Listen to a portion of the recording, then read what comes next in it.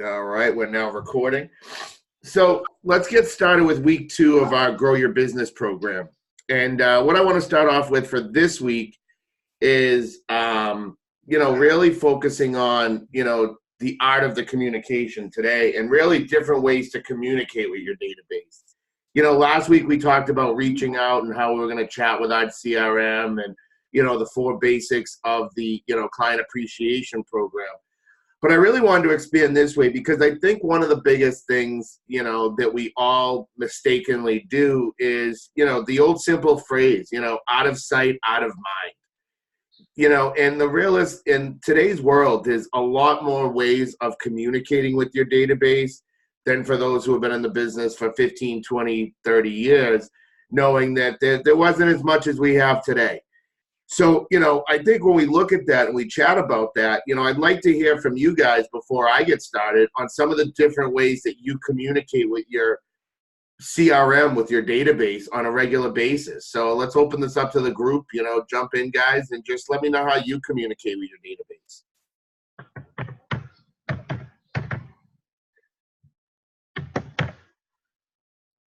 Come on, there's 10 of you on this call. Someone must talk to their database. Good morning, Rob. Yeah, I just started working on a newsletter. What I've done in the past is send out market analysis of what's going on in the area, trying to generate some sales. Pretty much that's all I'm doing right now. Okay. I have a market leader CRM, as you know, Rob, and I send out emails to my database specific to the type of contact they are, whether they be a buyer or a seller or past buyer or past seller, directly, for information pertinent to them. I also do mailers to a farm on a regular basis, and I've maintained that farm for several years here in Wyndham. So I may do a postcard for the seasons. A lot of people, although they used to, or now are so used to some social media, a lot of people do still appreciate something in the mail as well, a personal note or door hangers or something like that, or postcard. So that's a lot of what I do now. I mean, I do make my phone calls as well and just touch base. Awesome. And that's the key, Karen, there, and that's the key is mixing up your communication, not having just one set or not just relying on an email. We have to pick up the phone. We have to go out and see them, so that's a good mix of communication. That's great. Anybody else want to share what they do? Come on, there's a bunch of you on the call here.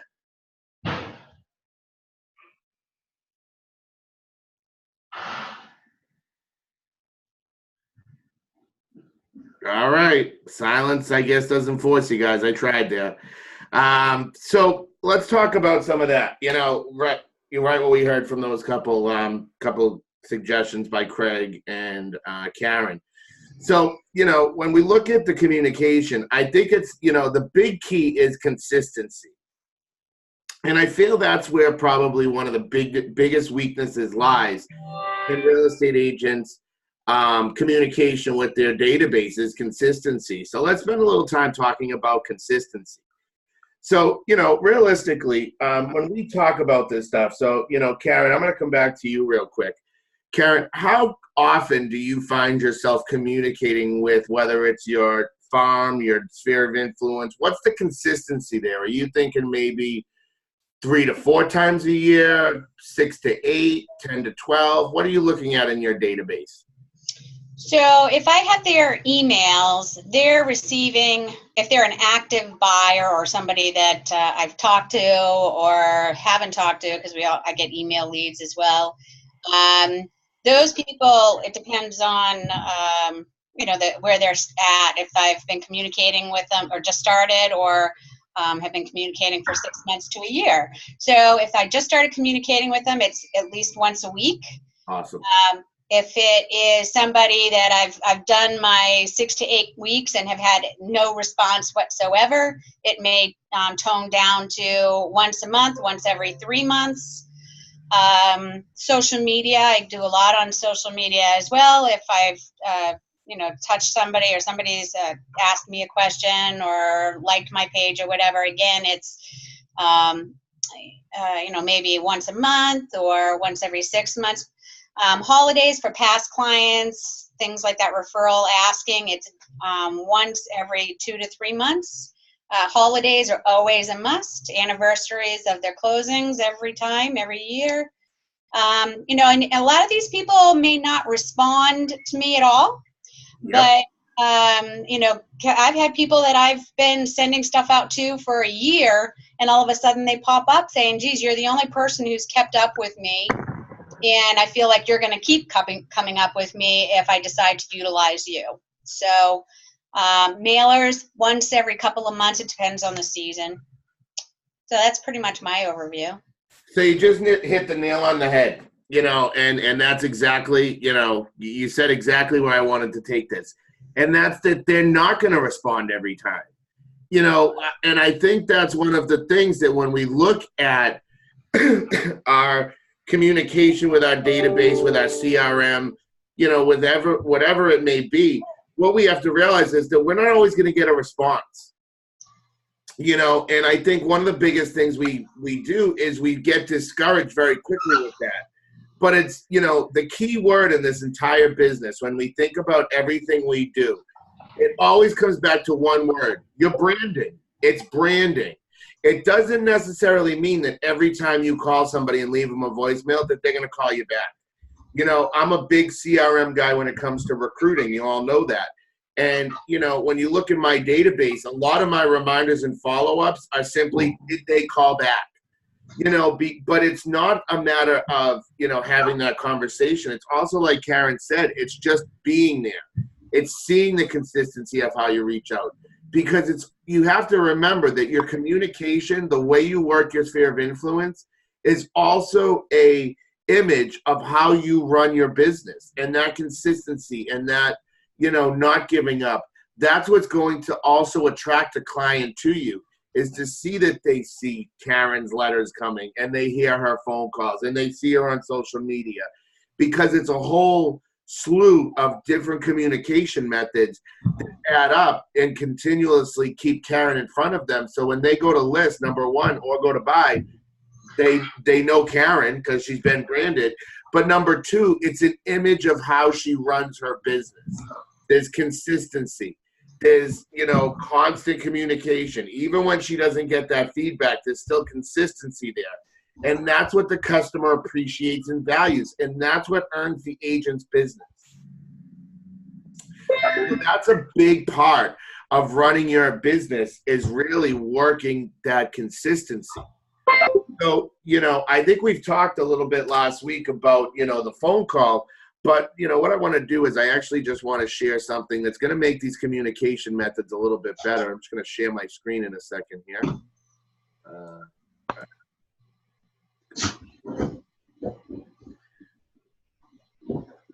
You guys should see. Do you guys see my Buffini stuff on my screen now? Yep, see it. All right, great. So what you guys see on my screen now is a client connection list. So I'm going to post this on our training website later today. I'll show you guys in a minute where I'm going to post that so you can find this. But this was one of the best things that I ever did for my communications. So, one of the big things that I do, that I've developed when I make a phone call now, is, whether I'm calling an agent back, or I'm calling a recruit, or I'm calling a family member, anything having to do, maybe I'm calling back a vendor, whatever it is, you'll always see and you'll always hear that I start off personal. It's, how's the family? Maybe they're a golfer. Have you gone out to play golf this year? How's the courses been? Maybe they're a boater. Have you had a chance to drop the boat in the water? Maybe they're sports. But it's always a conversation. I always start personal. And the reason for that is because it creates that stronger relationship, but it makes the phone call more comfortable, guys. And this is, we're talking about, sphere of influence and communicating and generating referrals. But even when you're calling somebody, just to kind of go off track a little bit here with communication, even when you're calling somebody back and you have this frustrating matter, we've all had those situations, right? Where we're calling them and it's like, if we go straight to the, heart of the fire, then it's probably going to burn pretty bad. But if you start off personal, the conversation is just easier. Even if they're frustrated, if you start off like, hey, listen, I heard you were golfing the other day. How was it? All right, now let's get into that. So I know we have this issue going on. Let's talk about that real quick. But by creating that personalized, finding something that you can relate with is going to make that conversation easier. Can anybody give any feedback on that? Has anybody ever tried, using these Buffini type of, personal traits to use in their communications? Yeah, I like using the personal interest because I do a lot of touching base with phone calls also. But, especially like with a buyer, it helps me with the type of house they're looking for. I mean, if I have a wife that's into quilt making, I know I need a space big enough for her to lay out her stuff. Yeah. If I have somebody that likes to golf, I'm going to look for something that's close to a course, things like that. So I like the personal touch. Exactly. And I think that's the key, because by creating this personal relationship, you create a bond, and that's the key. And that's what we want to try to derive from these conversations. So the other reason I bring this list up on the screen here today is because as we're talking about methods of communication, this is what we're listening for as well, because we can communicate, but what do we communicate about? And that's the big key is when we go into a conversation with, a customer, a friend, a family, a vendor, whatever, it's always straight to business, and that's fine. But what happens is if those calls are always straight to business every time, they're not going to answer your calls. They're not going to answer your emails. So by making it personal, you're going to find that by touching base with your sphere of influence, your database, all that, you're going to find that people start to answer more over time. You're going to find that they don't block your calls because it's, how many people have on their cell phones that new thing that pops up? Scam likely. Absolutely. Right? So you get scam likely, right? So you think about that. What do we all do when we see scam likely? Decline. Block. Exactly. Nobody answers for those. And if you do, you answer just to mess with them. Depends on what kind of mood you're in. Exactly. That's sometimes, the best call you can get when you're in a really bad mood. Yeah. Because then you're just like, you know what? I'm answering this call and I'm going to give this guy a piece of my mind. We don't want your calls to turn into and that's the key. And that's why this piece of information is so important, because it creates the ability to make an individual connection first before we go into how's business, how's the market. You don't call them and have a buyer or someone, a past client, whatever, answer and say, hey, Rob, how you doing? How's the market? No, it's how's the kids, how's the family, how's the wife, how's the life, how's this, how's that. We always just create a personal conversation. But now that doesn't make it feel that scam likely style. I completely agree. I found that if you become friends with them, it doesn't matter who you work for. Sometimes, or even if you don't answer their phone calls, right? It's all about, they know that you're there for them and they trust you. Right. And that's the key. Building. Yep. And that's the key, Karen. You nailed it right on the head. It's that, it makes it easy. They don't get frustrated. Yeah. But now you're in their mind, you're in their head. So now when they think of someone who's thinking about buying or selling, they think of you. Yeah. Yep. Because it's consistent as well. And I think that's where most agents make a mistake, is they don't communicate enough with consistency. And that's the key. But how do we create that consistency? We have to have that personal relationship so we don't become scam likely. Right. So, we talk about the different methods, so I just kind of I'm going to list off a bunch of methods right here that we're going to kind of dive in and talk about, a little bit of each one. But we have the simple basic of the phone call. That's my favorite. Pick up the phone and call somebody. I think we all avoid the phone. We're afraid of these things. We're afraid someone's going to yell at us. We're afraid someone's going to say something back. It's the best way to communicate, guys. Question for you. Can I ask yeah. a quick question? Sure. On the, say, because we all get these, I'm sure we all get leads and we get a phone number and it's fake 90% of the time, but we get an email. Do you have a specific strategy when you have to, email them and say, hey, just, what do you think on that one? You know what I mean? So as far as what you would say in the email, how do you get them to give their number? Yeah, without being like, hey, jerk. Yeah, exactly. Hey, give me your number, buddy, or, fly off.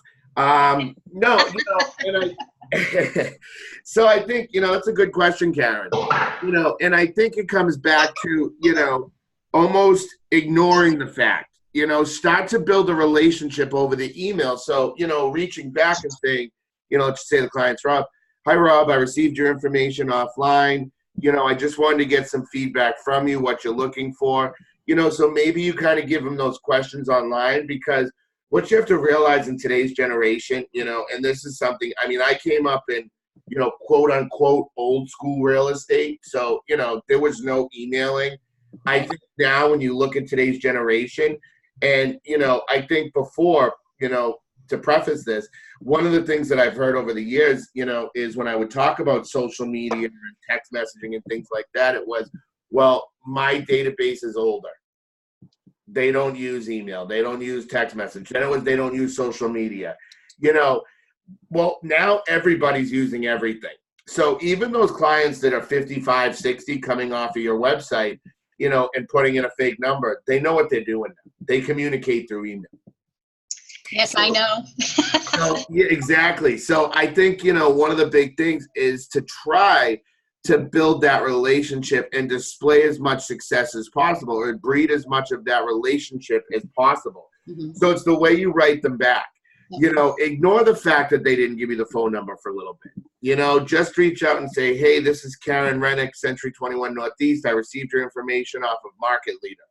I just wanted to gain some more information from you so I can help you more, more successfully, and then, try to get into some, where do you live? What are you looking for? Building that. But then, maybe include, do you have a family? Are you looking for multiple, try to find a little bit to say, to have them right back. Hopefully you can get a response like, oh, I have a 3-year-old. Now you can start with, oh, what a great age. It's so much fun. But it's creating that initial email. And that's where you really need to, don't use something that's just templated and cold.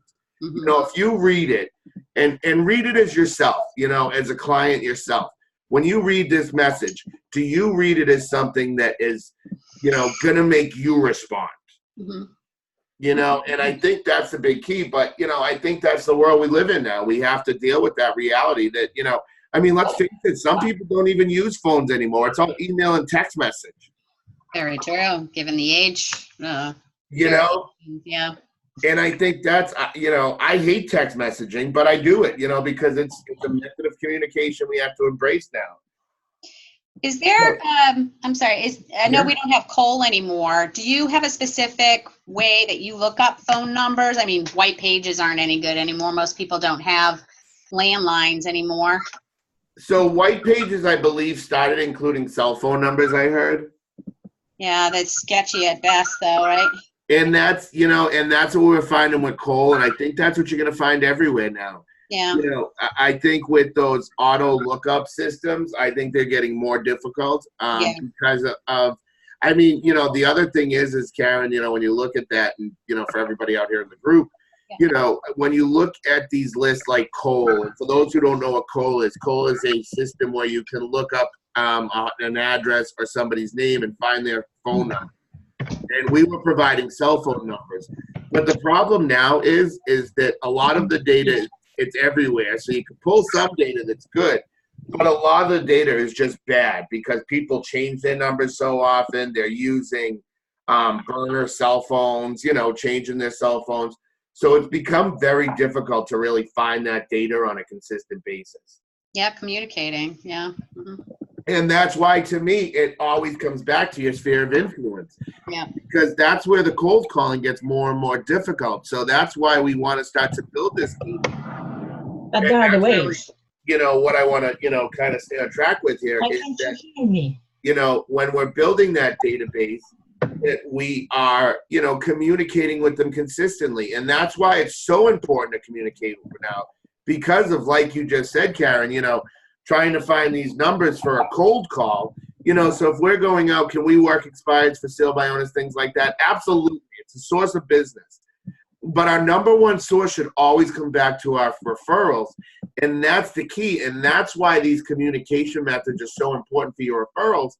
Because if I can get data from my referrals, so you're sitting here asking the question, Karen, about, where do we find numbers if we don't have cold? Well, when it comes to your sphere of influence, do you find that most of the time you have their contact info? You typically don't go looking, right? Yeah, absolutely. But I guess I'm using it more on the FSBOs. I know a lot of people are very successful for sale by owners, but if you can't get their phone number, and I'm a little older than a lot of these people, but I won't go and just knock on a door anymore. Yeah. Times have changed way too much for me in that regard, and I still like to try and communicate. Mail is going to take 3 to 4 days by the time they get it, which is already seems like too late. Yep. So I guess I'm looking for input on more on that scale than my sphere and my database where I do have their contacts. So so just real quickly, they do have a couple of systems out there you can look into. Mojo Dialer. Oh yeah, I've heard of that. Yeah. And then Vulcan 7 is another one. Okay, thank you. Is 7 spelled out, or is it the number? I think it's the number. Okay, thank you.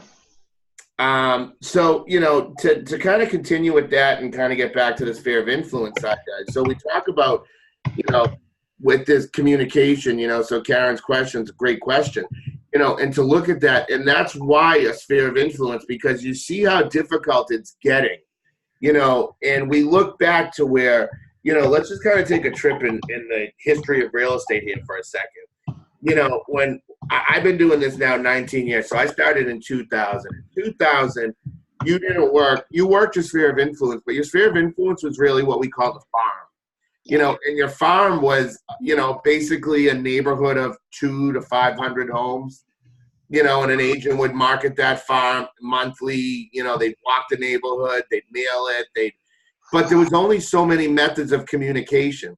So you think back then there was a phone, and there was mail, and there was door knocking. There was nothing else. Right. When we look now, I was sitting here before, we started this, just kind of writing down some methods of communication. Now it's text, it's call, it's email, it's social media, it's Popeyes, it's grabbing a coffee, it's doing mailers. There's so many ways to communicate now. And that's why I think it's become so easy for an agent to kind of fade off from communicating, because there's so many. And what happens when there's so many? We get overwhelmed and we just say, forget it. How many of us do that out there? Come on, someone say I do that, because we know we all do it here and there. Mm-hmm. I do. I'll admit I do it. You get overwhelmed, don't you? You get overwhelmed. So, I always come back to, that's why a CRM needs to be the heart of your business, because that should help with the overwhelming assets of it. Because now you're in control, so when we talk about these things, so let's just kind of talk about these methods of communication, sticking with that. It's about the consistency, but you have multiple ways now to communicate. We have text messaging, we have social media, we have all that stuff. But at the end of the day, and I'm going to put this back on you guys for a second, at the end of the day, a text message versus a phone call. Which one makes you feel, when you're talking about what we do? The phone call is going to make you feel more warm and fuzzy. The phone call is going to make you remember them. The phone call is going to make you think of that person when it's time. You know, the text messages, we get a lot. We communicate, social media. We need to integrate all of these into our features, but we can't leave aside the personal one, the phone calls, the pop-bys. So, we got somebody's dog in the background. Oh, sorry. Oh, you're okay. So when we talk about that, you know, how many people out there, tell me some of your struggles with the phone call. I want to attack some of your struggles. So I want to open this up to you guys. What are some of the struggles you have with the phone? Oh, they'll answer in the, I don't have time to talk. You know, when can I get back to you? I'll call you. Yeah. I think that it's age specific. You know, the older crowd would love to talk to you and talk to you all day long. Right. And share your experiences because that's where they grew up and that's how they are. I think the younger crowd does not want to speak on the phone. They want to text or Instagram you or message you on Snapchats or something like that. I don't find the younger crowd really wants to speak. They want to text. They're very antisocial, and I'm sorry if anybody's younger in that generation, but I find that my son and my daughter are the same way. They don't want to talk. They want to text. Yep. They don't know how to socialize like we do. That's true in many ways. Well, when you come up in this, you know, when you come up in the generation of, you know, we use social media. I mean, I just watched again, you know, last night I was watching The Social Network, and you think, I mean, it was really only 15 years ago, Facebook really became big, you know, and look at what it's done to our business. You know, I was thinking back text messaging. You know, I started going through thinking back text messaging. You know, text messaging hasn't been an art that's been around that long. You know, you think about text messaging. How long have we been text messaging? 10 years? I remember pages, Robert. Yeah, I had one when I got in the business. I had one in high school, but then I got one when I got in the business because we had to have a pager. That's how we communicated. We got all of our voicemail notifications. Anybody who remembers Access Line, you know? Yeah. I'll remember those voicemail blasts, you know, new listing, new buyers, this, that. Oh my God. Take me half a day just to get through voicemails. I remember when we used to have the books. They came out, you know, once a week or once every couple of weeks, depending on the board. And you do your uptime as it was, not necessarily for a phone call, but for somebody to walk in to take a look at the books. We controlled the business. It was awesome. Very different time. We sold out. And that was the big thing. And that's a great point. That's something great to spin off of here is, you know, that we almost lost control of the business a little bit with all of this technology. Right? I think we have lost more control than we give, you know, that we give it credit because we, you know, MLSs now syndicate to all these places and everybody can get our information anywhere. And we pay them to get it back, don't we? We do. And that's a story and that's a conversation for a whole nother day. There we go. You know, but I think to kind of stick with this, you know, you kind of hit a nail on the head there, you know, is the fact that, you know, this communication, there's so many methods and we've kind of lost that. Well, people still communicate, you know, we have to adapt.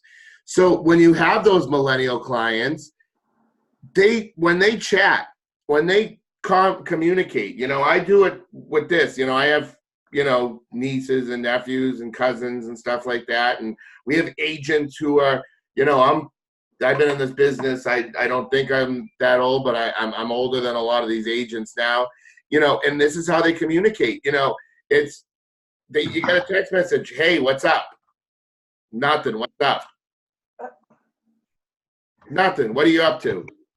Watching TV. What are you up to? Well, this is how they communicate now. You know, I would rather pick up the phone and say, what's up? It's just quicker. I got fat fingers. But the concept is, and the point of this is the fact that, you know what, when you have these millennial clients, that's how they talk. So just like you'd have a phone conversation, you just do it through text. You know, you know, when you're talking about buyers, you know, hey, did you get a chance to look at that house I sent you on 323 Revere Beach Parkway? No, not yet. Okay, do you want me to you know, you communicate. I think it's great for you. It has that balcony you wanted in your condo. You know, it has 2 floors. It's the colonial, whatever. That's how people communicate now. So I think part of it is we need to adapt. You know, but the key is you need to, this is where the clients become even more difficult, because before we had to know personal information. You know, we'll pull this list back up here, but now we also need to know what's their favorite way to communicate. Yes. I was just going to say that, Rob. That's one of the biggest things I do when I first meet with somebody. How do you want me to contact you? Yeah. You know, I always tell them, listen, my phone's on 24/7. If you want to, you know, throw out a text, I might not respond right away, but, you know, when I wake up, I'll start going through my text. You know, that type of thing. Right. And I think that's, you know, and that's the key, guys, is to learn what methods of communication your clients will utilize. And you have to remember this data. You know, you need it in your CRM, you know, and that's a big, you know, for those of you who are on OpCity for lead flow, that's a big part of what OpCity does. And that's something that I've started to learn from them as well on how to communicate with customers, because, you know, we talk about, you know, when I look at this company, you know, my method of communication, guys, for us is it's to 850 agents, you know, so, and then staff and things like that. But even my staff, you know, I know who I'm going to get a quicker response from, or a more, you know, more open response or whatever if I text them. I know they're going to respond quicker. I know they're going to answer. You know, when I call them, it's like they're almost afraid to have a conversation. You know, they're afraid to hear themselves talk. Yeah. True. You know, so, but that's fine. And that's what OpCity does as well, is they gauge what does a client respond to? What do they respond quicker to? Do they answer a phone call? If they don't answer a phone call every time I call, they may not answer phones, because there's a lot of people that just won't answer their phone. I mean, how many times do you call somebody and get a text back? 6 seconds.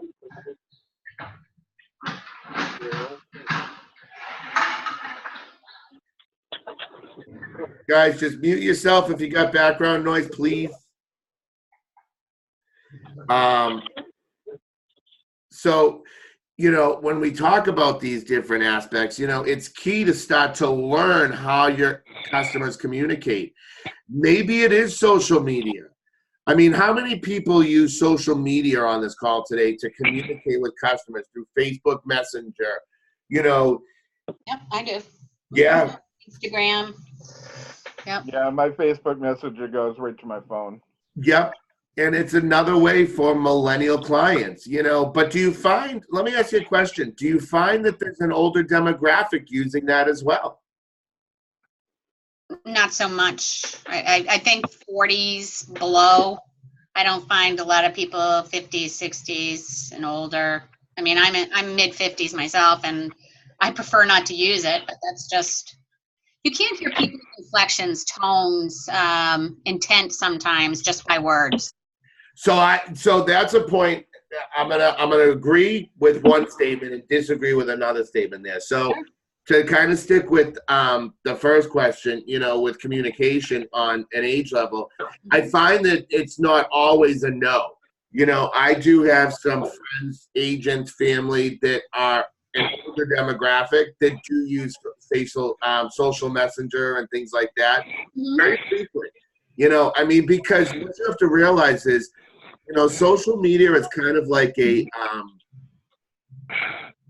pit. You know, once you fall into that pit, you can't get out. You're in it. That's it. You're scrolling through, you're chatting. So, you know, I'm finding an older generation is starting to use that Facebook Messenger. Now, it's not everybody. It's not like a millennial generation. Yeah. You know, I'm not describing it like that. But there is a demographic there of an older client that will use those social media areas to communicate. Sure. I agree. Yeah. You know, so I think it's something that we have to test with.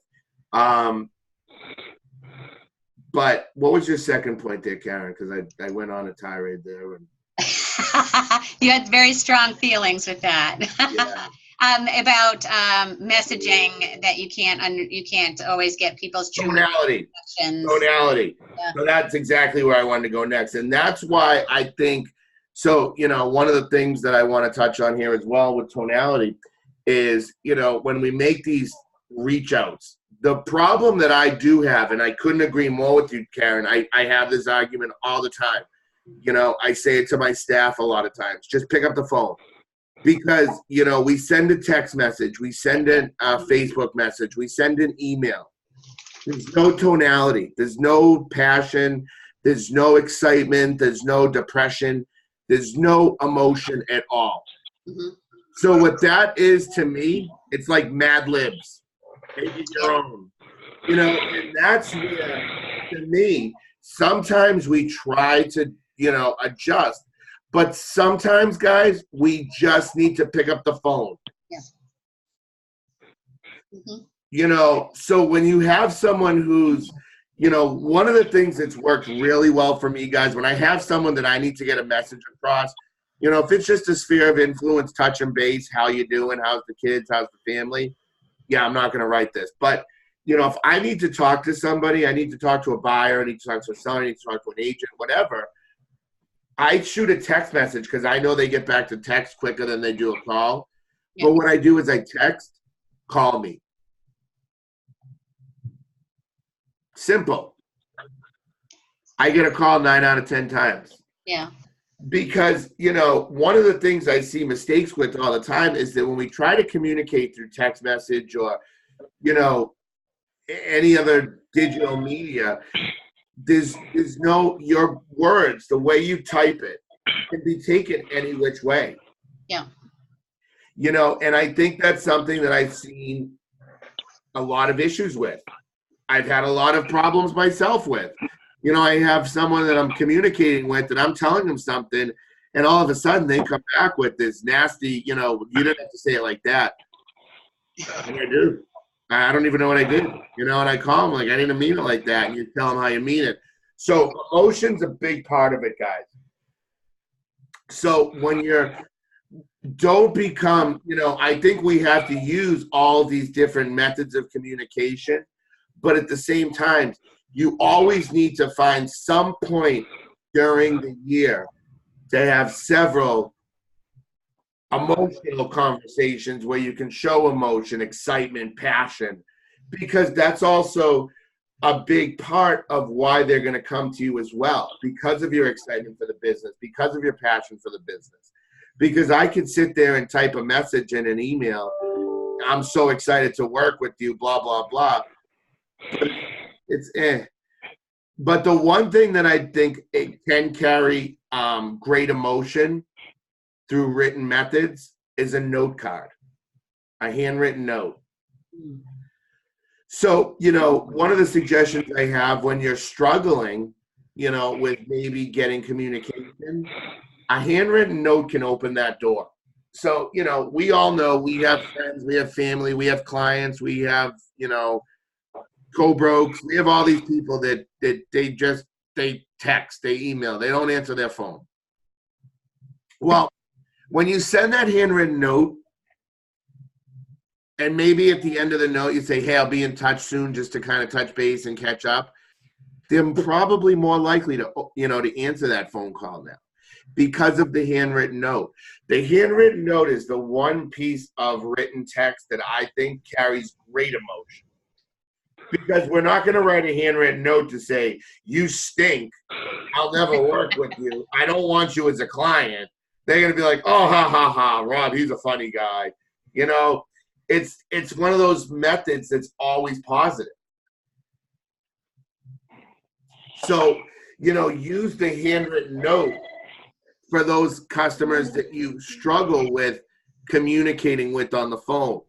Leave them a voicemail and then just send them a handwritten note. Hey, Karen, left your voicemail the other day. I just wanted to catch up and say hello, see how things were going with the family and the kids. Use that as the follow-up because now it's personal.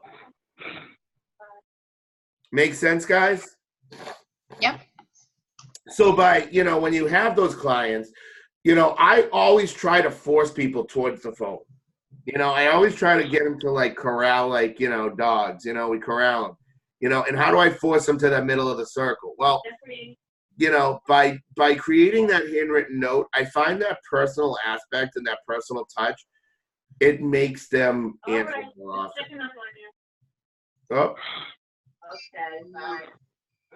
Guys, just mute yourself if you guys are having conversations. So, when we use that note card, it really creates a more personal style, and at least it captures that relationship aspect. So it's a great way to follow up afterwards.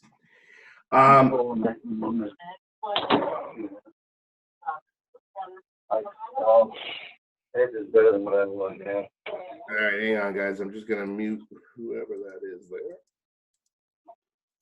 You want me to check in? Okay, I think we're good. So, as we continue along, I want to talk about a few other aspects of the communication while we're sticking with this topic today. So, one of the things that drives me nuts, guys, is really emails. Just those cold emails. I have them on an email drip campaign. Okay. Well, those are nice little fillers, but I've never been a fan of email drip campaigns because let's face it, you have to, I always like to step out and think about it in my own world, and when I get emails, every day, we all get 150, 200, 300 emails a day. And you know what? 50 to 100 are good, and then there's 100 that are just garbage. But you get these drip emails from a lot of agents, and you know what? They're generic. They're plain. They're graphic images. They're not something that people are going to look and feel and touch. It's not building that relationship. We need to rely on methods of communication. So if we're going to use email, take 3 minutes and write them an email. Hey, Rob, been trying to catch up with you. I hope everything's going well with the family. How's the kids? How's the dog? Are you taking that trip this summer to Maine like you do every year? Whatever. Just take 2 minutes. If you can send out 1,000 blanketed emails, 1,000 generic emails, we send those out. That on average, statistically, is about a 17% open rate. Small, that means they open it. But if you take the time, and instead of sending 1,000, let's say you send 50 personal emails, I'll bet you your open rate and your conversation rate is much higher. Because when we send those newsletters, you may get someone who writes back and says, oh, thanks, hope all is well. But when you I could send 50 emails instead of 1,000 bulk emails, and I'd probably get more response out of the 50 emails I sent because I asked them questions about themselves. People love to talk about themselves.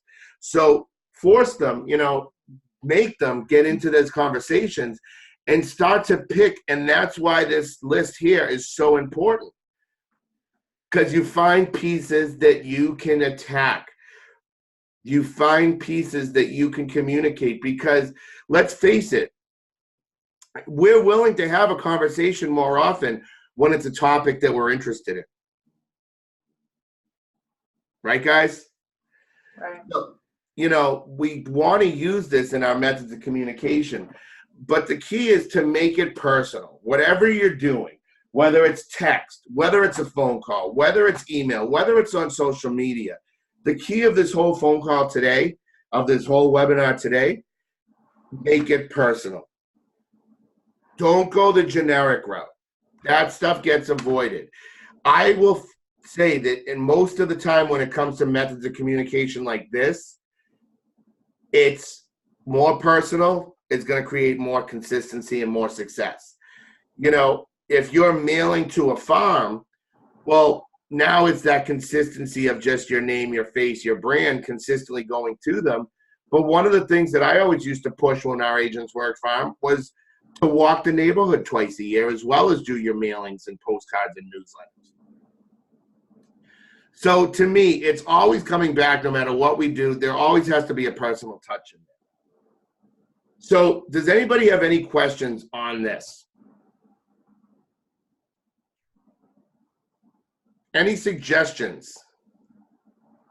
Anything that's worked well for you guys? This is an open dialogue, guys, so I'd love to hear if anybody has anything to add. I appreciate your suggestions. All right. Well, you guys Like are. I said, I always prefer the personal approach anyway. Yep. I mean, even with my offers, I always ask the client to put in a personal letter stating why you love the home, why you think you should have it, that type of thing. Sure. No, that's great. And it all comes back to the personal touch, guys. But, at the end of the day, I'll probably say we're all guilty of this. We need to do more of it. We need to do more of it. So I'm going to end with this. You should be talking, whether it's through text message, email, phone call. You want to make a personal connection at least every 60 days. So what I challenge you guys to do is to start working with your customers, with your clients, start building that relationship, start communicating every 60 days. Make that, but find what their method of communication is. Do they like the phone call? Do they like an email? Do they like a text message? Do they like to chat on Facebook Messenger? It doesn't matter. As long as you can get that opportunity to have a little conversation with them and get out your message. Hey, don't forget, if you know of anybody looking to buy or sell, I'd love to work with them. That is how you are going to end every one of these conversations, guys. So with that being said, does anybody have any questions?